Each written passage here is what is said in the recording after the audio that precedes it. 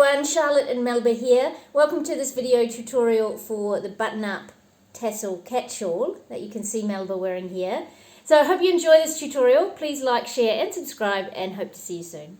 Bye. Okay, so for this project you'll need some yarn. I've designed this particular pattern to be made with this curly bulky yarn. I don't know the exact name for it, but I think it's called I call it curly yarn. In French it's called boucle, so I've translated that to be curly yarn. So you can see that it's a super bulky, and then it's got this cotton thread through it that creates this curly effect.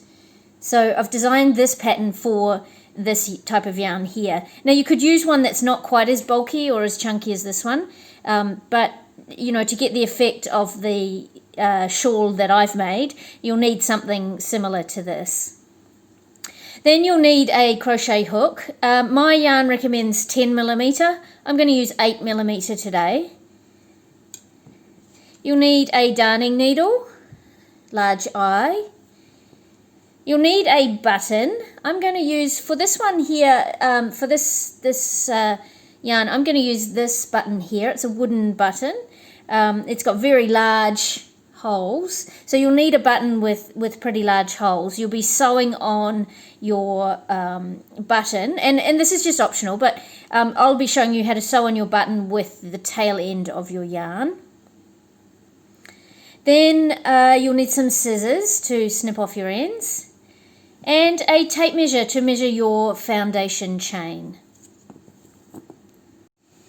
Okay, so the techniques you'll need to know to make this shawl are how to slip knot onto your hook, how to create a foundation chain. You'll need to know how to half double crochet into the back loop only.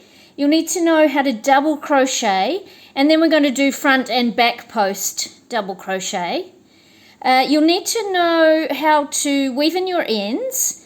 You'll need to know also how to make this tassel border, and of course the tassels are optional. You don't have to add a tassel border.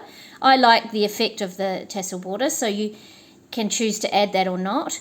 And then the last technique you'll need to know is just how to sew on your button. Now I'm going to use the tail end of my yarn to sew on my button, so I've got a continuation of the yarn in the button, and that's why I've chosen a button with large eyes. That's just optional. You could just weave in your tail end and then sew on your button with cotton, you know, or you can split your yarn and get a small piece of the yarn to sew on your button. So that's the techniques that you'll need to know. It's beginner friendly. It's a little bit more, slightly more advanced, so for absolute beginners. So if you need to brush up or check out any of those techniques, please check out some videos on YouTube or whatever resource you've got before you get started. I'll run through most of the techniques, but I'm trusting that you have the basic techniques of the slip knot onto your hook, making a chain, half double crochet, and then I'll show you how to do the back loop only and how to create these front and back posts. So let's get started. Okay, so before we get started, just a few notes on sizing. So this one here that I've made is a medium size, and this foundation chain was a 35cm foundation chain. So this is made for Melba. She's, like I said, a medium-sized cat. She's probably on the slightly smaller edge of a medium size, and this is a 35cm chain. So it's really hard for me to give you the exact size that you will need. There's obviously some variables involved, including the size of your cat, the exact yarn that you're using, your hook that you're using, and your own technique. So just use this sizing as a guide. So for a medium, around a 35cm chain. For a large, around 38 to 40cm chain, unless you have an extra large cat, and then you might go even above 40 centimeters, but maybe I don't know, 38 to 42, that sort of centimeter length. For a small, you would probably be looking at somewhere around you know, around the 32 centimeter chain mark, maybe down around 30 if you have a very small cat. This pattern doesn't really suit a cat that would be too small because it's quite a bulky, chunky look. But, you know, you can be really flexible with this pattern. Maybe you could go down to a really, you know, if your yarn is slightly finer than mine, you could go down to a much smaller size, say a 28 centimeter foundation chain. Now, once you've done your chain, you can just, of course, like how we'll start is we'll be working down from this edge and working up. But once you've done your chain, you can just bring it across like you would this top edge here. This is just a rectangle. There's no increases or decreases, so it'll be the same width. So you'll bring your chain and place it around your cat. So this part here buttons up just above, you know, just above the chest. You can see the photos at the beginning of the video. You'll see it just falls just at the chest, just above the shoulders. So you can just check that length is about where you're wanting it to be. If your cat's not with you, then the cat that you're making it for, then go with the guidelines that I gave you at the beginning. So either around a 32 centimeter for a small, 35 centimeter chain for a medium, and a 38 or more for a large. So to get started, slip knot onto your hook, however you do that. And then you'll go ahead and chain the length that you have worked out that you need. So I'm going to go ahead and chain my 35 centimeters, and I'll meet you back at the end of the chain. Okay, so I've got my 35 centimeter chain here, and you'll have the length that you need. Now chain 2 as a turning chain, and then we're going to, now this acrylic yarn can be a little bit tricky to work with, but it's also very forgiving. So yeah, so it might just take you a little bit just to get used to this yarn. But we're going to find the third chain from the hook. So 1, 2, and here's my third. And I'm going to insert a double crochet into that chain. And then I'm going to do double crochet all the way along.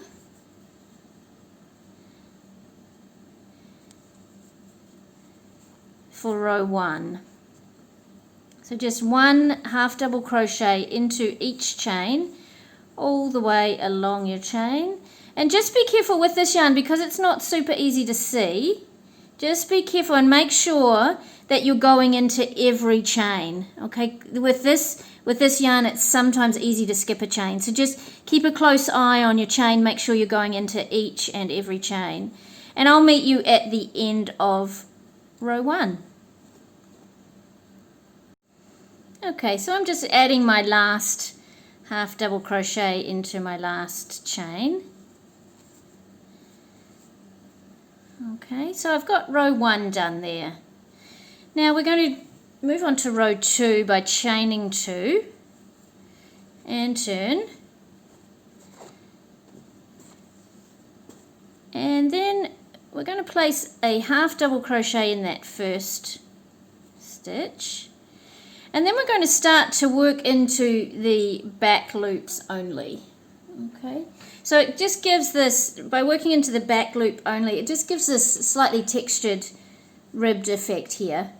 Now you can choose not to do back loops only, obviously, if you're following along with me, you'll do back loop only.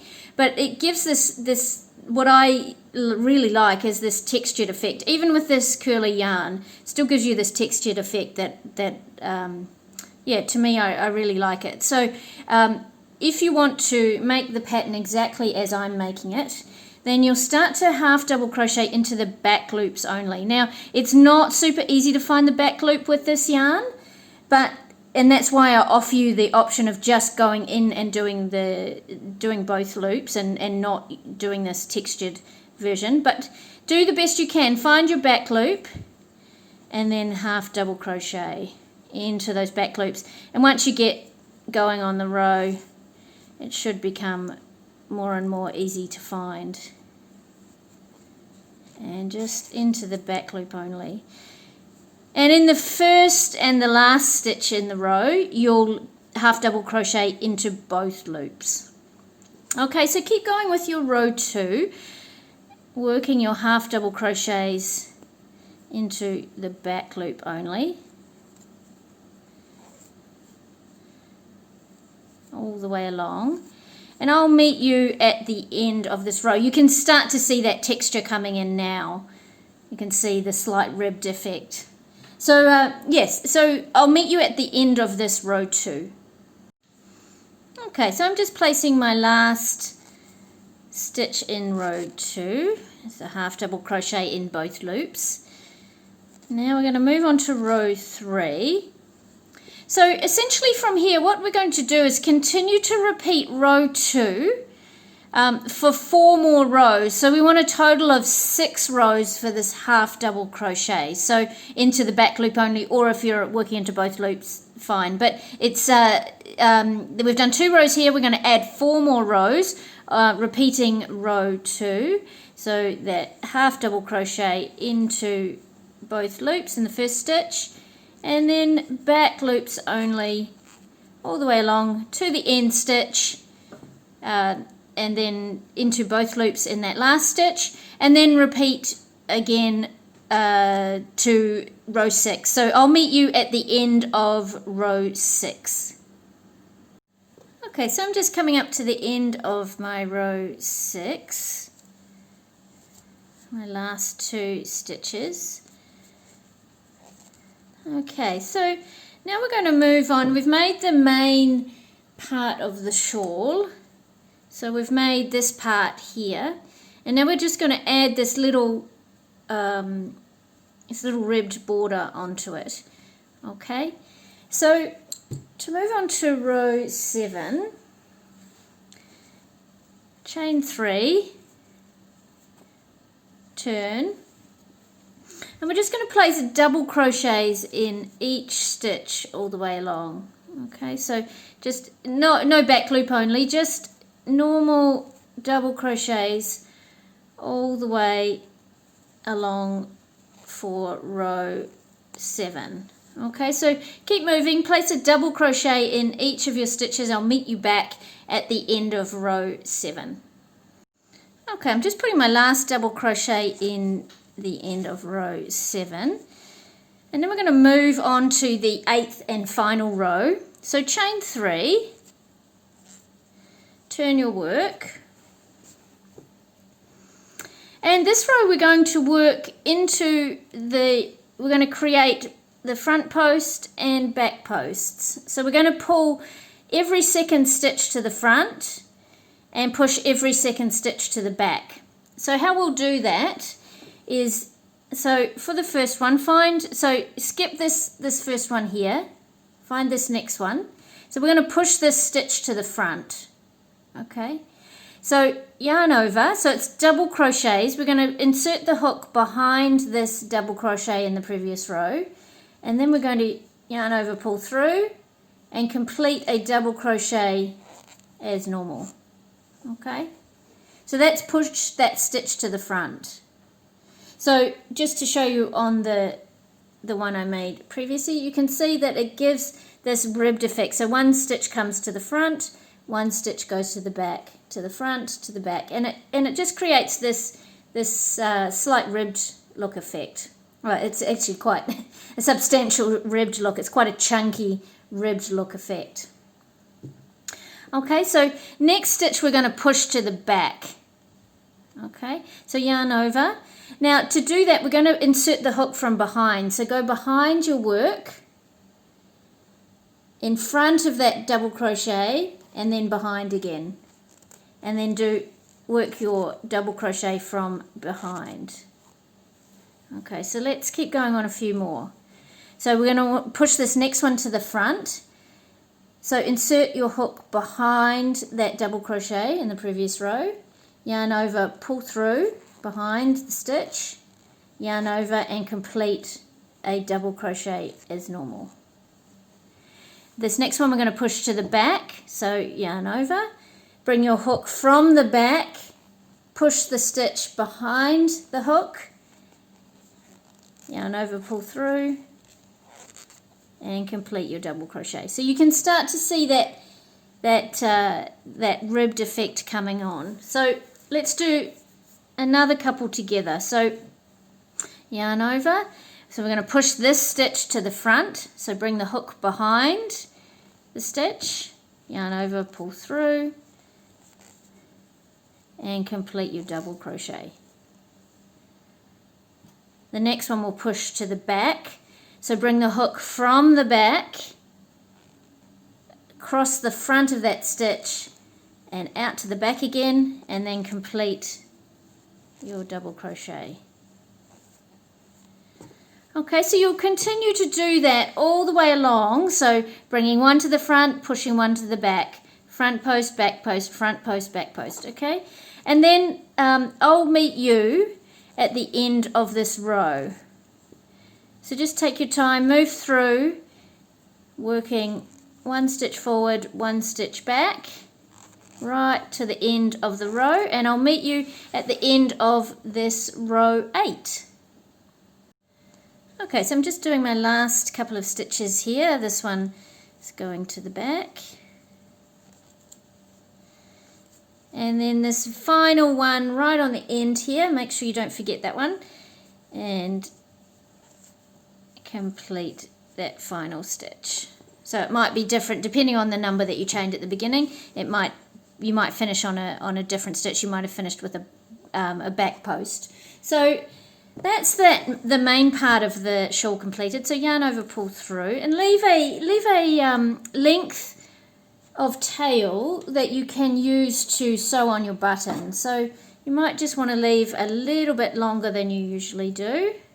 So snip off your end. And that's the main part of your shawl done. So we're going to move on and we're going to add the tassels down at the bottom here. If optional, you don't have to add tassels. And we're going to sew on our button. So let's just sew on the button. So what I do when I sew on the button with this yarn is I just go through and I actually just take away that thread that's holding the curly yarn together, and just snip that off at the base. And then I separate this yarn. So I'm going to separate this into 2. You may have to separate it into smaller sections depending on the size of your buttonholes. And then you're going to thread your darning needle with one of your ends. And we're going to sew our button onto this edge here. So just what I do is I just weave my yarn down slightly and then I bring it up into the buttonhole.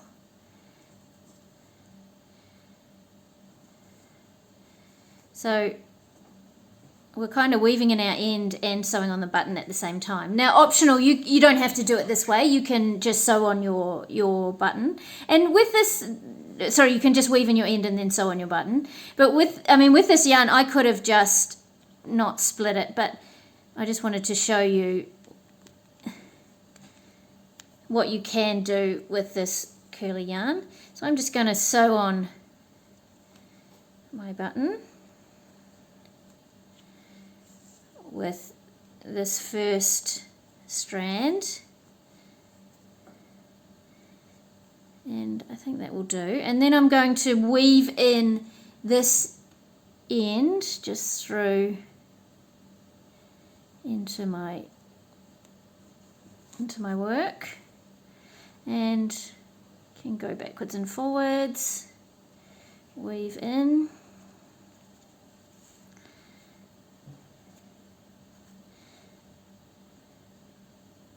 And you can snip off the excess. And then of course you just want to do the other part of your strand. Let's just cut off some of that fluffy bit. And then of course you want to do with your other strand or strands the same thing.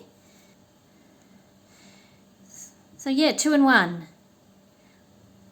As some of you may know from my other videos, I'm not a massive fan of weaving in ends, so any little trick that I can use to avoid weaving in my end, I do it. So I'm sewing on my button with my end. It's kind of perfect for me. Okay, so there we go. So I've added my button. So this naturally gives you buttonholes. This pattern naturally gives you buttonholes at the other end there. You can use either of these two holes here. So there's my button. So now we're going to add the tassels. Okay, so to add the tassels, you'll have to decide how long you want them to be. So with this one, I've made them, I don't know how long that is. It's probably, I don't know, let's say they're about 3 or 4 centimeters long. So you can make them longer than that, or you could even make them shorter than that. So what I do to add my tassels is I start by adding one on each end. So 1 tassel on each end, 1 in the middle. And then I add 1 in the center here, 1 in the center here. And then so I just keep, so this is how I can evenly space them. So I will have 1 in the center, then I add 1 there, then I add 1 there, then I add 1 there. And then I keep adding until I've added enough tassels for my taste. So let's add, I'll just show you one, and then you can continue. So what you'll do is you'll insert your hook and you'll just basically pull up a loop like this. So I've left a length there, okay, and then you'll just cut off the length that you want, and I've actually made that a bit longer than I want, so I'm going to conserve some yarn and just pull that slightly shorter, and then I'll cut off the end to the same length, and then I just feed it through. So it's as simple as that. So these ones are a little bit longer than the ones that I made on the previous. That's my tail end that I will deal with after. So then what I do with this yarn, and you can choose to do this or not, is once again I remove the little thread and snip it off, and then the tassels kind of fluff up a little bit. Okay, so then you can kind of separate the strands a little, and they'll just naturally fluff up on their own, like these ones have. Okay. Now, actually, I kind of like that length for this one. This is slightly longer. That's probably about 5 centimeter length. I kind of like that. So go ahead and just do what I was mentioning before. So you'll place a tassel at each end, 1 on each end. You'll place 1 in the center. You've folded it over. Then you'll fold this area and you'll place 1 in the center. And then you'll do the same on the other side. Place 1 at the center there. And then you'll just go placing 1 in between the next two. So you will have 1 here, and then so you'll place 1 in the center here. So it avoids you having to measure and work out where you'll place them evenly. So you just do it that way by placing them halfway in between 2 other tassels at a time. So yeah, keep going with your tassels. Maybe we'll finish one more on camera. I'll do this center one because I'm going to weave in this end before I do that other side. So find the center point, insert your hook, pull up a loop, and then make sure you've got enough length that you want.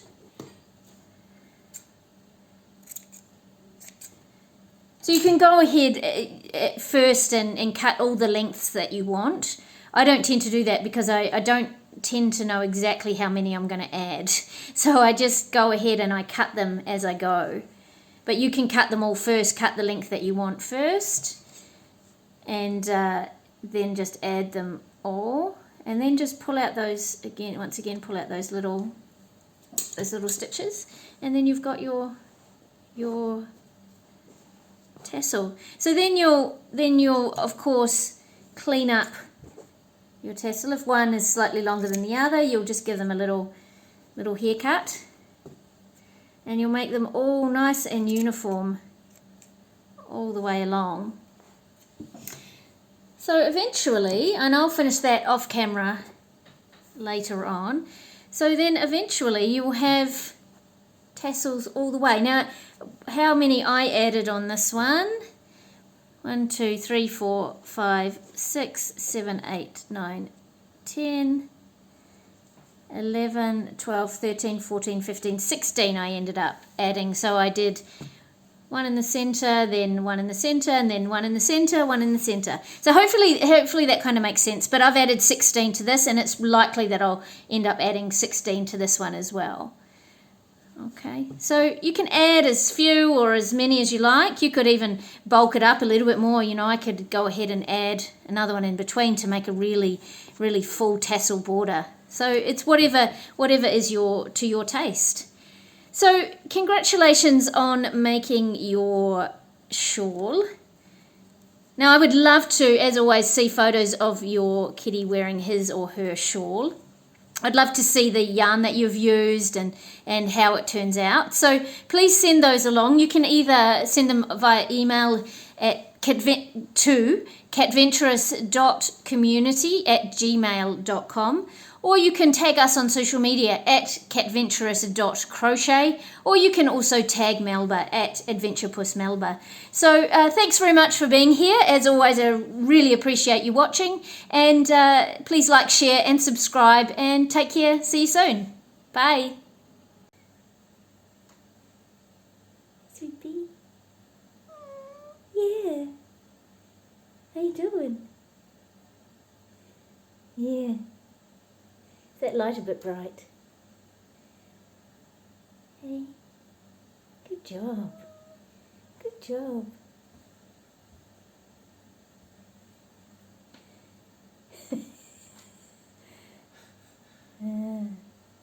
Okay, done.